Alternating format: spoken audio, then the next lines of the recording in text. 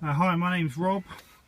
I'm experiencing some problems with my wife's Mr2 automatic. It's 55,000 miles. It's been, working perfectly up until now. We drove it on Sunday.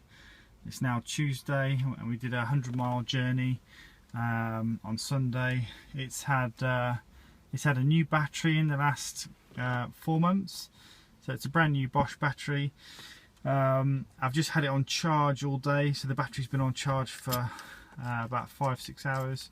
So I'm pretty sure it's a full battery. The battery charge is saying that it's charging fine, but it won't start, and it won't even turn over. It's not even making the turnover sound, and it's a bit confusing because the dials are doing some really strange things. I've never seen this before. So key in. I've got my foot on the brake because obviously it's automatic. It won't start without a foot on the brake. Turn the key, and absolutely nothing. It's just totally dead. It won't even turn over. But then if I leave the key in, the dial starts flicking around like that,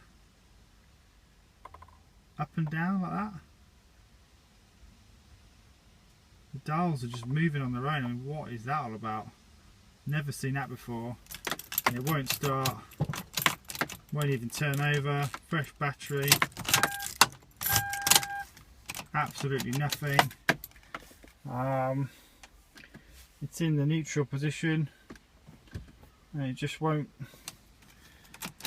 not start. Will not start. I've got absolutely no idea why. So maybe it's a fuse. If so, perhaps you could give me a clue as to which fuse it would be, and I can start pulling them out and seeing if I can source it.